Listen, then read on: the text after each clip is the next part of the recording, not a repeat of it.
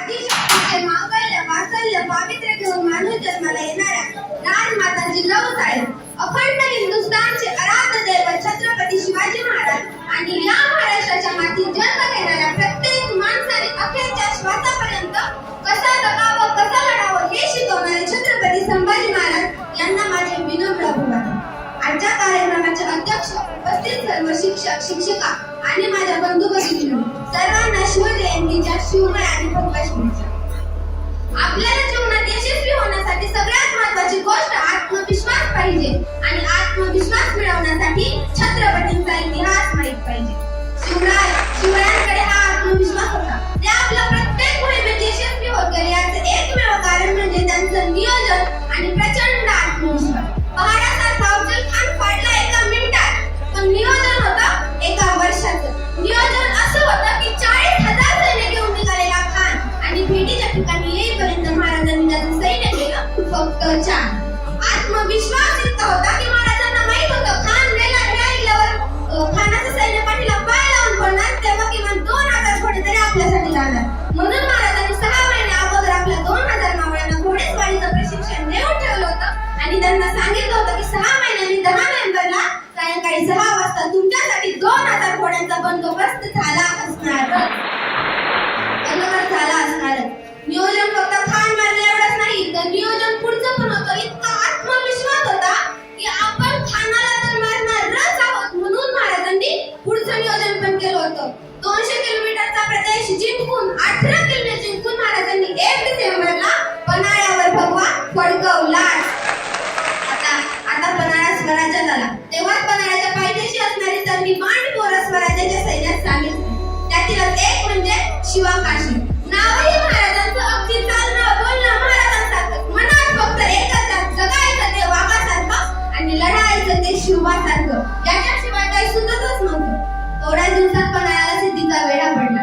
महाराज 6 महिने पन्हाळ्यावर अडकून होते. महाराजांची कोणतीही युक्ती पन्हाळ्यात सुटण्यास सफल होत नव्हती. दिवसेंदिवस सिद्धीचा वेढा बळकट होत चालला होता. तेव्हा महाराजांनी नाईलाजाने एक दिवशी शिवाकाशीला बोलवलं. शिवाकाशीनं महाराजांचे वस्त्र परिधान केले. तेव्हा महाराजांनी अगदी आपलं प्रतिबिंब पाहिल्यासारखं वाटलं. असा शिवा बोला, महाराज म्हणजे तो शिवा पण मला ओळखू शकणार नाही ना. महाराज स्तब्ध झाले आणि बोलले, शिवा तुला कसं माहित आम्ही तुला सिद्धीच्या भेटीसाठी पाठवणार आहोत? अहो राज, इतक्या दिवस तुमच्या सोबत राहिलं ते काय उगीचच का? तुमच्या काळात ठोका काय सांगतात ते सुद्धा आम्हाला कळतं. राज सांगा की त्या की आले जातो की लढतो की? असे महाराज पुढे आले आणि शिवाकाशीला घट्ट मिठी मारली. महाराजांचे अश्रू शिवाकाशीच्या पाठीवर पडले. शाबासकीची ही थाप कोणालाही मिळाली नव्हती. ही शिवाकाशीच्या रचना. महाराजांनी सिद्धीशी जोहा केला. सिद्धी बोला, आ गया वो तमखन का छोहा हमारे शिकर देते. ठरल्याप्रमाणे पौर्णिमेच्या रात्री काळ्या कुट्ट अंधारात विनाच्या कडकडाटात पावसात अगदी अवघड अशा कठीण घराघरातून 2 पालख्या निघाल्या. एक निघाली महाराजांची विशाल गडाकडे आणि एक शिवाकाशीची पन्हाळ्याच्या पायथ्याशी सिद्धीच्या भेटीसाठी. बघता बघता पालखी पन्हाळ्याच्या पायथ्याशी पोहोचली. पालखीचा पडदा सरकला. शिवराय खाली उतरले. सिद्धीची गळाभेट झाली. महाराज आज ते कदम श्यामयानाकडे चाललेच होते तेव्हा 2 संशय डोळे महाराजांकडे रोखले गेले होते. महाराज श्यामयानात पाऊल टाकणार की त्या 2 डोळे फुटफुटले. ये शिवाजी नाही हो सकता. संतापला सिद्धी लखलखती तलवार चालली. रक्ताची चिळकांडी घातण्याचा कल्लोळ उडाला आणि कडाडला सिद्धी. बोल तू ही है शिवाजी? कडाडला शिवा, अरे हा मैं ही हूँ शिवाजी. आता सिद्धी वाढायला त्या 2 संशय डोळ्यांकडे. ते 2 संशय डोळे म्हणजे फाजल खान, अफजल खानचा मुलगा फाजल खान. सिद्धी म्हणाला, तुम कैसे कह सकते हो शिवाजी नहीं है?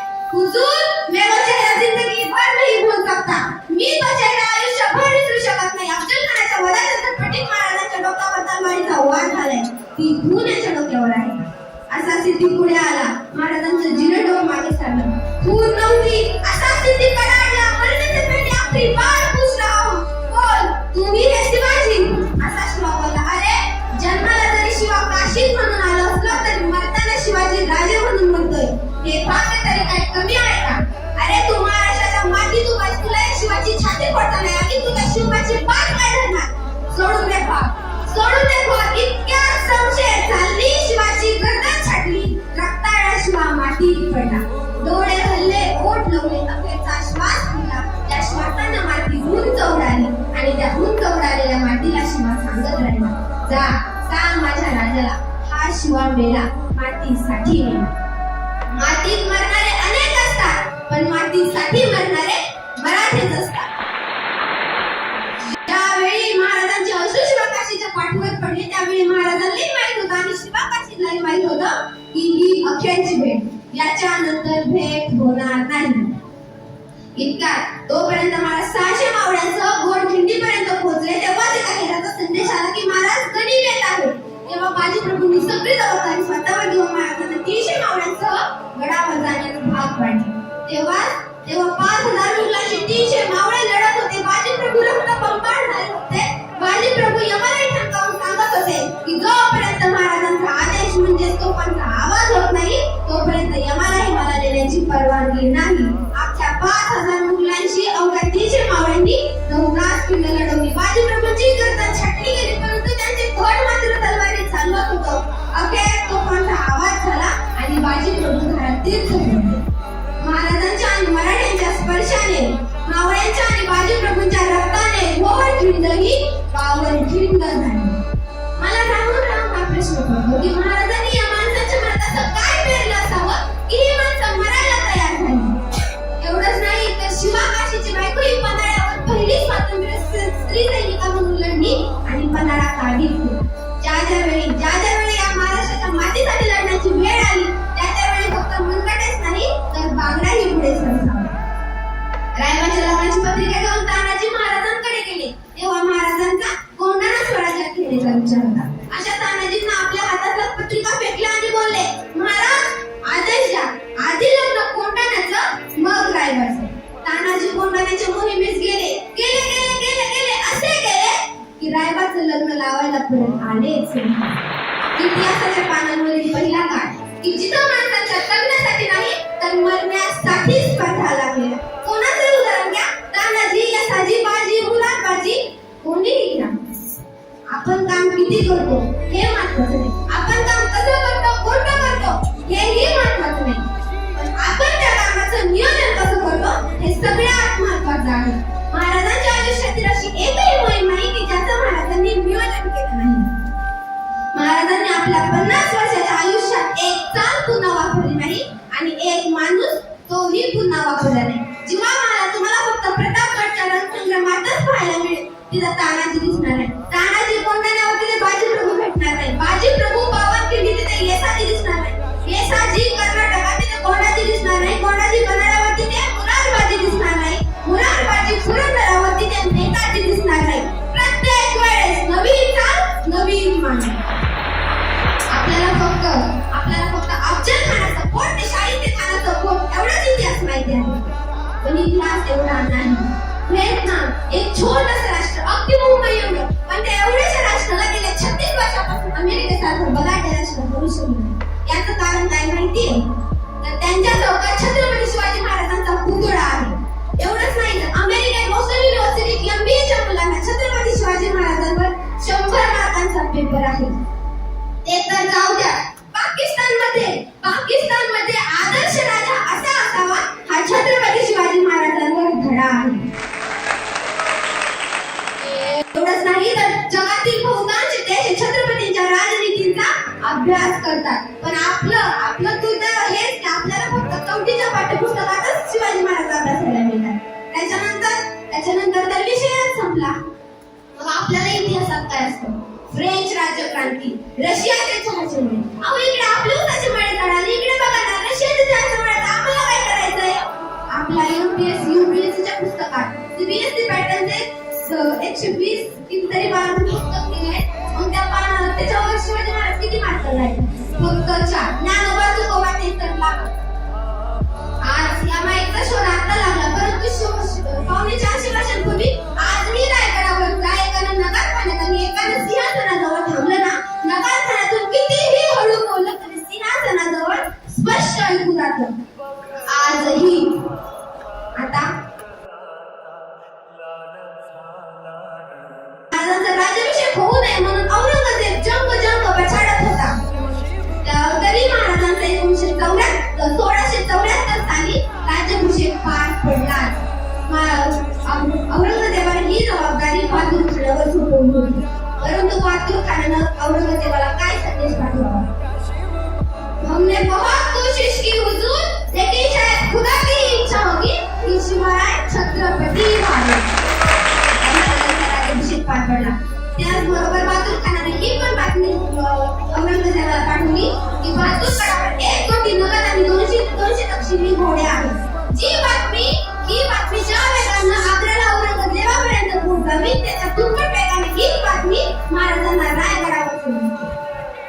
महाराजांच्या यशामागे होतं ते त्यांचं गुप्तहेर खातं. ते गुप्तहेर खातं इतकं तीक्ष्ण की आज पावणे 400 वर्ष झाली तरी त्या गुप्तहेर खात्याचे प्रमुख बहिर्जी नाईक यांच्याशिवाय दुसरं नावही माहित नाही. आजही इतकी गोपनीयता त्या गुप्तहेर खात्यात होती. आता महाराजांनी ही कामगिरी बहादूर गडावरची कामगिरी सोपवली हंबीरराव मोहित्यांकडे. हंबीरराव मोहित्यांनी 9,000 सैन्याच्या 2 तुकड्या केल्या, एक 2,000ची आणि एक 7,000ची.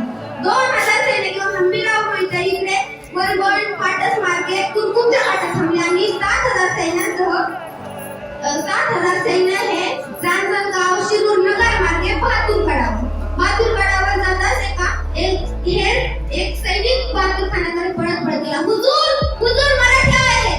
क्या मराठे आए हैं? लेकिन वो तो रात को आते हैं, दिन में कैसे आ गए? बहादूर खानाचं तरी काय चुकलं? महाराजांनी पावणे 400 वर्षांपूर्वी कसलीही अंधश्रद्धा न पाळता निम्म्यापेक्षा जास्त लढाया ह्या अमावस्येच्या रात्री जिंकल्या. दिवस शुभ आहे का? मुहूर्त आहे का? प्रकार नाही.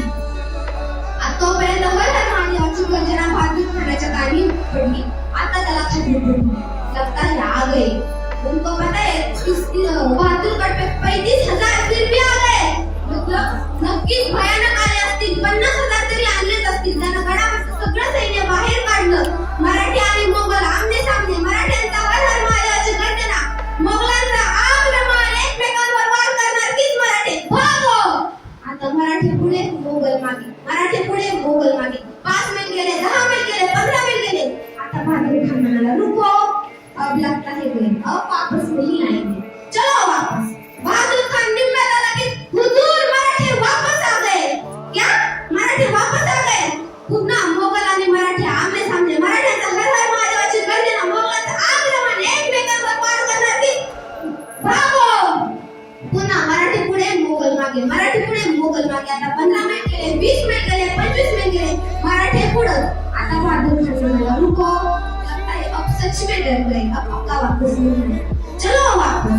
पुन्हा बहादूर खान ने म्हणाला की हुजूर मराठे वापस आ गए. आता मात्र बहादूर खान संतापला. आता तो काय महाराजांना सोडणार नव्हता, मराठ्यांना सोडणार नव्हता. पुन्हा मराठा आणि मोगल आमने सामने, एकमेकांवर वार करणार कीच मराठे भागो. परंतु आता मात्र बहादूर खान संतापलेला. तो काय मराठ्यांना सोडणार नव्हता. मराठे पुढे मोगल मागे, मराठे पुढे मोगल मागे.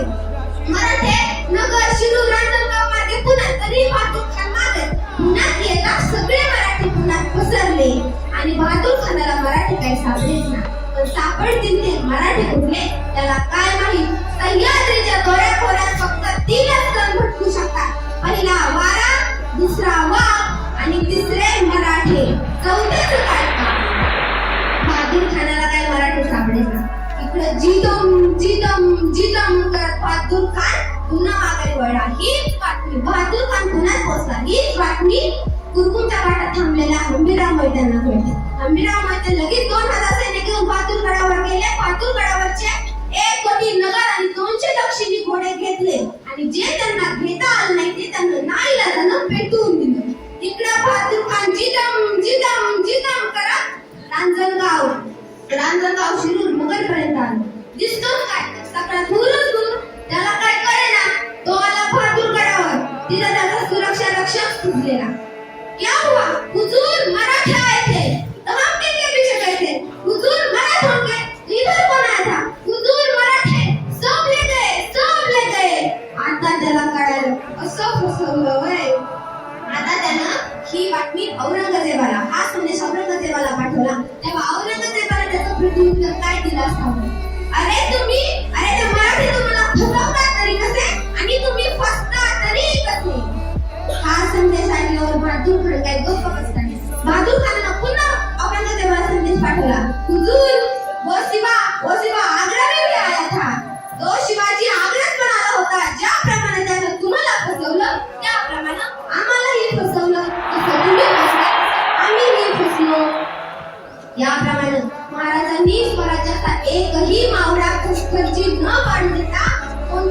न होऊ देता 1 कोटी नगद आणि 200 दक्षिणी घोडे स्वराज्यात सामील केले. जोपर्यंत महाराज होते तोपर्यंत औरंगजेब स्वराज्यातून लांबच स्वराज्याच्या आसपासही फिरकला नाही. महाराजांचा सगळ्यात मोठा शत्रू औरंगजेब याचे महाराजांबद्दलचे शब्द ऐका. तो काय म्हणतो? ये सब फिजूल है शहजादे, ये सब फिजूल है. ये हमारे शाइस्ते खान का बड़ी शर्मनाक बात है. शिवाजी ने इनके लाल महल में छापे डाल के इनके छक्के छुड़ा दिए. ये तब्दील के सिकंदर थे कि जान में सिर्फ 3 उंगलियों पे समझौता करना पड़ा. ये हमारे हस्ती फौलाद खान साहब, इनके हाथों में मिठाई रख के शिवाजी आगरा के खेत से फरार हो गया. ये हमारे यशवंत सिंह राठौर, इन्होंने मराठों के वार अपनी छाती पर नहीं बल्कि अपने पीठ पर उठाए. ये सूरत के खूबसूरत इलायत खान, जब शिवाजी इनके सूरत में गए तो तुम दबा के भाग गए. लेकिन एक बात तो शहजादे, नाच गाना औरत शराब शिवाजी को तो कुछ मालूम नहीं. उसने मजबूत किले बनाए, मजबूत जमीन के लोग तैयार किए. हम हिंदुस्तान की हर चीज खरीद सकते हैं, लेकिन मराठों ने कभी अपने आप को बिकने नहीं दिया. मराठी कभी रुकते नहीं, मराठी कभी झुकते नहीं, मराठी कभी थकते नहीं और मराठी कभी बिकते भी नहीं. हाँ,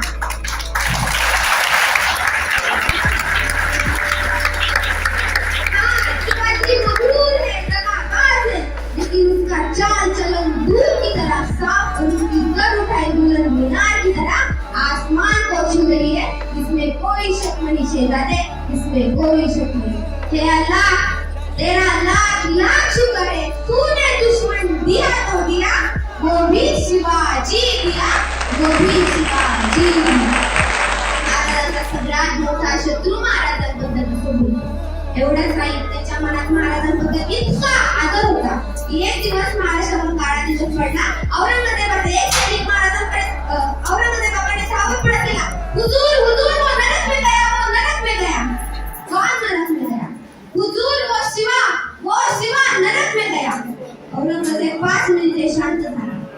त्यांना आपली नमाजाची चादर खाली अंथरली आणि आपले दोन्ही हात वर करून म्हणाला, ए खुदा, तेरे जन्नत के दरवाजे खुले रखना, तेरा महफूज बंदा तेरे पास आ रहा है. परमेश्वरा, तुझ्या स्वर्गाचे दरवाजे उघडे ठेव, तुझा सर्वोत्तम पुत्र तुझ्याकडे येत आहे. परक्यांना आणि परधर्मी यांना सुद्धा आदर वाटावा असा राजा शिव छत्रपती काळाच्या भिंती ओलांडून आणि वेळेच्या सीमा ओलांडून अविहारपणे पिढ्यानपिढ्या तुमच्या माझ्यासारख्यांना प्रेरणा देते. ही प्रेरणा आपण घ्यावी. छत्रपती शिवाजी महाराजांचे आचरण आपल्या मनात रुजवावे आणि या महाराष्ट्रात पुन्हा एकदा स्वराज्य नावाचा मंत्र निर्माण व्हावा अशी अपेक्षा व्यक्त करते. प्रौढ प्रताप पुरंदर क्षत्रिय